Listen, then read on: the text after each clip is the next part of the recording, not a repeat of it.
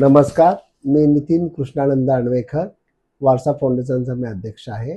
आणि आजचा विषय असा आहे की सोलापुरामध्ये सर्वांना आनंदाची बातमी म्हणजे सर्वात मोठं असलेलं एक आपल्याला वर्तुळ सापडलेलं आहे, ज्याला आपण चक्रव्यूह म्हणतो. तर अनेक दिवसापूर्वी नेचर कॉन्झर्वेशन सर्कलला हा प्राण्यांचा जेव्हा अभ्यास करायला ते माळरानावर जात होते, तेव्हा त्यांना सापडला.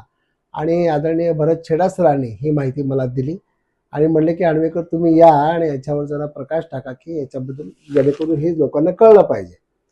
मग ज्या वेळेला मी ते प्रत्यक्ष पाहण्यासाठी गेलो आणि त्याचे काही छायाचित्र मी काढले आणि ते काढल्यानंतर आमच्या वरिष्ठ संशोधकांना त्याच्याबद्दल मी चौकशी केली.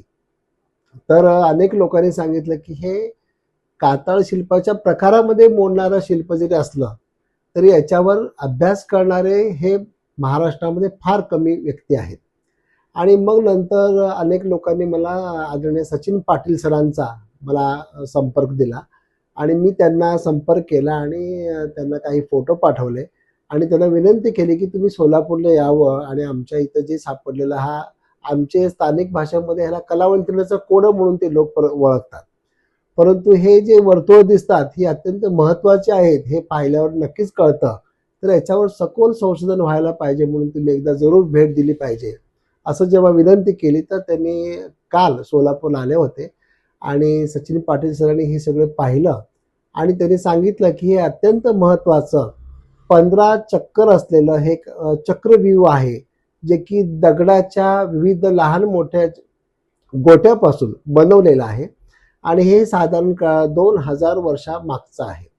हे निर्मितीचं कारण त्यांनी असं सांगितलेलं आहे की हे रोम काळातलं आहे. रोमन व्यापारी जेव्हा भारतामध्ये आले होते, जे ज्या ज्या मार्गाने प्रवास करत होते त्यांच्या प्रवासामधला महत्त्वाच्या पाऊल खुणा म्हणून याची नोंद त्यांनी केलेली आहे. अर्थात सोलापूरच्या परिसरामध्ये आमच्या आदरणीय माया पाटील मॅडमने अनेक ठिकाणी उत्खनन केलेलं आहे. त्याच्यातून सातवाहन काळातील वसाहतींचा शोध लागलेला होता. परंतु ह्या हे आता जे सापडलेलं जो रिंगण आहे, ज्याला आपण चक्रव्यूह म्हणतो, त्याच्यामुळं सोलापूर जिल्ह्याची एक वेगळी ओळख निर्माण होणार आहे आणि इतिहासाच्या लोकांना अभ्यास करण्यासाठी एक वेगळी दिशा आज उपलब्ध झालेली आहे. सर, हे नेमकं कोणत्या परिसरात हे जे आहे ते हे चक्रव्यूह सापडलेलं आहे? चक्रव्यूहचा परिसर आता आपण गवताळ अभयारण्य जे बनवलेलं आहे बोरामणीमध्ये, तर त्यांची जी सीमा संपते तर त्याच्या पुढच्या बाजूला हे आता आम्हाला आढळून आलेलं आहे. ज्या वेळेला याचा अभ्यास करण्यासाठी मी 2 महिन्यापूर्वी तिथे गेलो होतो, तर या परिसरामध्ये आणखीन 2 असे चक्रव्यूह मला आढळलेले आहेत. परंतु ते आकाराने जरा छोटे आहेत, परंतु त्याच्यावर सध्या गवत असल्यामुळं ते आम्हाला त्याच्यावर काम करता आलं नाही. येणाऱ्या 1-2 महिन्यामध्ये संपूर्ण आता उन्हाची तीव्रता वाढत आहे, त्याच्यामुळे नक्कीच ते गवत वाळेल आणि ते संपूर्ण गवत काढल्यानंतर आणखीन 2 नवीन चक्रव्यूह आपल्याला उजळत पाहायला मिळतील. सर, तुम्ही सांगितल्याप्रमाणे हे रोम काळातलं हे संस्कृतीचा भाग आहे, परंतु याचा उपयोग कशासाठी करत होते, काय कारण आहे याची?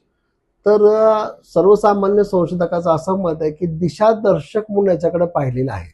म्हणजे ज्या ज्या दिशानं गेलेले आहेत तर त्या त्या काळामध्ये रोम काळातल्या मोठ्या वसती स्थाने होते आणि हा व्यापारी मार्ग होता असं सिद्ध झालेलं आहे. आणि अर्थात आपल्या ह्या परिसरामध्ये जे सापडलेलं आहे त्याची दिशा जर आपण पाहिली तर ते तेरच्या मार्गाने दाखवतं. म्हणजे तिथून येणारा परिसर तुळजापूर आणि तुळजापूरच्या पुढे उस्मानाबाद आणि धाराशिवचा परिसर आणि त्याच्या पुढे तेर असा हा सर्कल जोडला गेलेला आहे.